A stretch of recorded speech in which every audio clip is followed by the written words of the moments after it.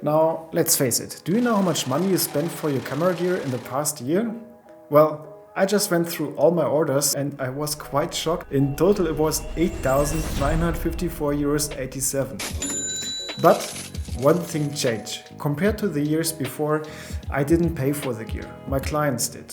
Now, don't get me wrong, spending thousands of euros for your hobby and the only thing you get in return is this satisfying feeling being good at what you do is, I guess, basically the definition of a hobby. But don't underestimate the value you're holding with all your camera gear and being able to handle it. You have years of experience, thousands of hours watching tutorials on YouTube, and you've been training your eyes and your mind to always find the best shot wherever you go. Now, that's not something someone can learn in one day. To put it in the words of Ash Ali and Hassan Cooper, it's your unfair advantage. You have everything you need in a world where digital media has a huge impact on the success of your company. Every business, even the smallest ones, need professional photos and videos to attract new customers via the website and social media channels. It's a huge playground with unlimited possibilities for your creativity, and the best thing, you can use it everywhere in the world. Now, let me share with you my 10 learnings which made me almost 20,000 euros in my first year as a freelancer, next to my full-time job as a pilot. Number 1. Write down your goals. Now, this might sound unnecessary, but it might have the biggest influence on your success. Remember that all your motivation of being a freelancer has to come from yourself, so no one will tell you what to do and when to do it. Especially freelancing next to your full-time job requires a huge amount of internal motivation as you don't really need the extra money.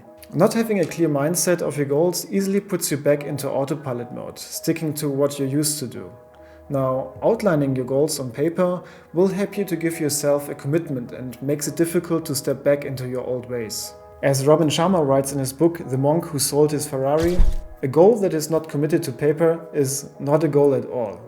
But don't just write down your goals, be very specific about it. If your goal is to make 10,000 euros out of your freelance job in your first year, write down the steps you need to do for that goal. For example, you write down, create a portfolio or website online, write at least 50 cold emails to potential customers, post at least once per week on social media about your work, attend 3 workshops to upgrade your skills, and so on. You can divide those sub-goals even further into smaller sub-goals to make them more approachable.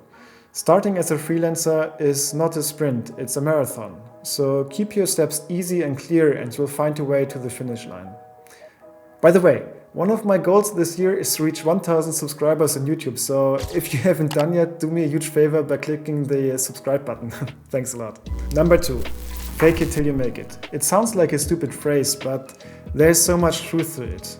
Getting clients without having ever worked for clients is almost impossible. I mean, no one is willing to give you money if you're telling that you've never done client work unless you do it for free.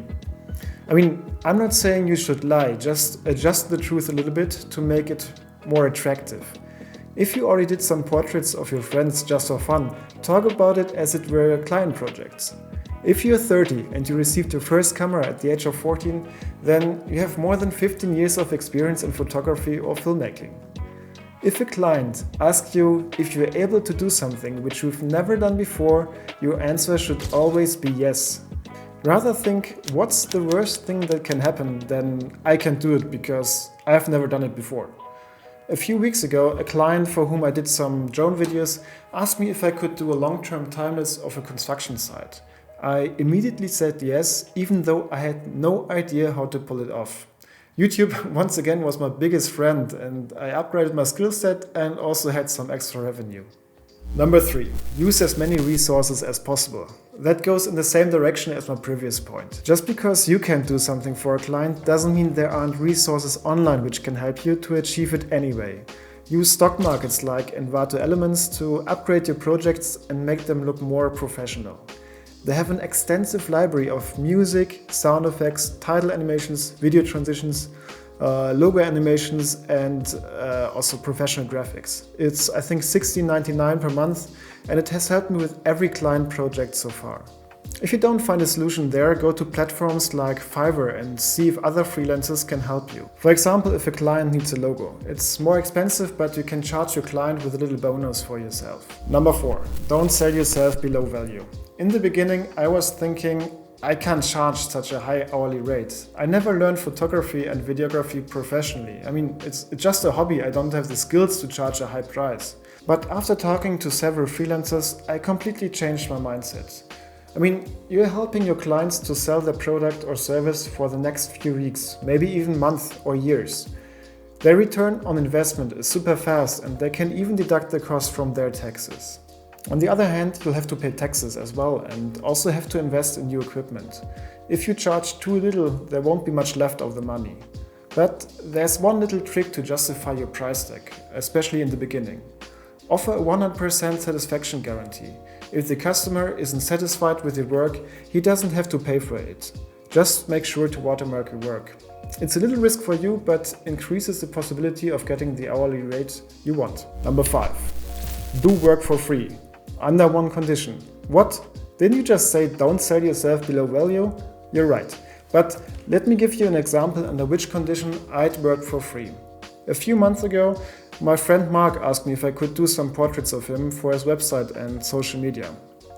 Mark is a founder of a food startup and he has a huge network of entrepreneurs, freelancers and small businesses, which is my target audience. I told him to do it for free if he'll promote my work in his network. He agreed.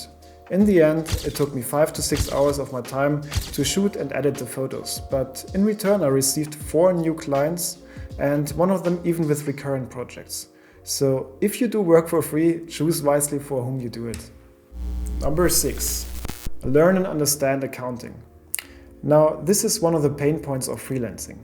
In the beginning, it might not be worth it to hire a tax accountant, and all the tax rules and accounting might be overwhelming. Here I'm returning to my previous point. Use as many resources as possible. There are a lot of smart brains out there which try to make accounting easier for you in the form of apps and software. Of course, it will cost you a little bit of money, but think about the time it will cost you to do it all by yourself. You can use the saved time for client work and your return of investment is very fast. If you're living in Germany, I can only recommend using the combination of a bank account at Contest and the accounting software from LexOffice. They work perfectly together, it's easy to use, and the best thing is, it shows you how much taxes you'll have to pay at the end of the year, so there won't be any bad surprises. Number 7. Learn how to build websites. This might add the biggest value to your skill set. Most businesses which are just starting usually need 2 things: a simple website and pictures for the website. It's their online business card and most of the time the first point of contact with their clients. So it's very important to make a professional entrance for them. If you can offer not only the pictures but also the website, you're upgrading your value for the client by a huge amount. Building professional looking websites is no rocket science anymore. There are tons of tutorials on YouTube and super easy to use software. I'm using Wordpress and the website builder Elementor Pro. 1 weekend will be enough to get a basic understanding of everything. There are no coding skills required and Elementor itself offers a huge library of website kits which are a good starting point to create unique homepages. If you want to learn more about WordPress and Elementor, I can recommend the YouTuber Living with Pixels, who has a lot of valuable tutorials. And one bonus point, you're able to build yourself a nice website for your portfolio, which is very important as well. Number 8. Calculate more time than you think you need. One of the mistakes I made several times. Being too optimistic with the calculated time needed to finish the project will cost you a lot of money and motivation. No client is willing to pay more if you tell him, I miscalculated my time and I need to charge 30% more. It's unprofessional and the client won't be willing to work with you again if he can't trust your predictions. Better do it the other way around. Calculate how much time you think you'll need and add another 30%.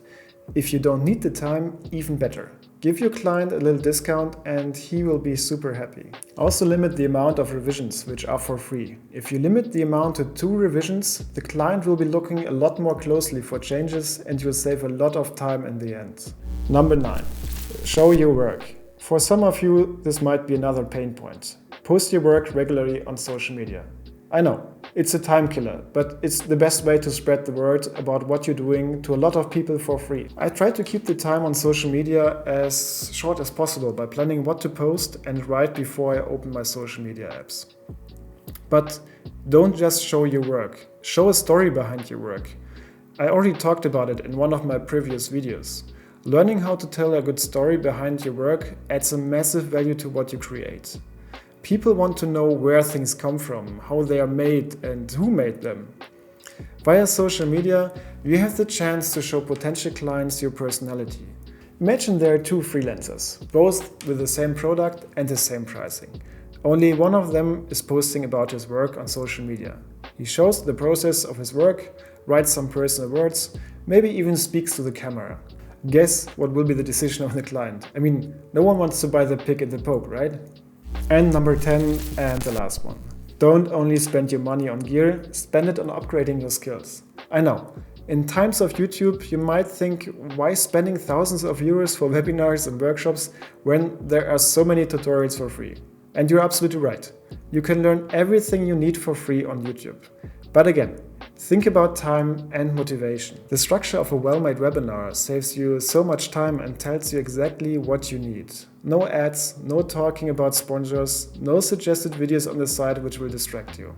Also, spending an amount of money gives yourself a commitment to finish the course and to follow along. But simply the best way to learn new skills is to have a face-to-face mentor or attending workshops. There you'll have accountability partners and the direct possibility to turn the theoretical knowledge into practice and work on your weaknesses under the eyes of a coach. And just think about the motivation boost working with people who love doing the same thing as you. Upgrading your skills is worth a lot more compared to upgrading your gear. You'll be able to increase your hourly rate and in return earn more money for your time. That's it. My 10 biggest learnings in my first year as a freelancer. I hope you could learn something or feel motivated to follow the path along. Let me know what you've been learning as a freelancer down in the comments. So far, see you in the next one. Bye bye.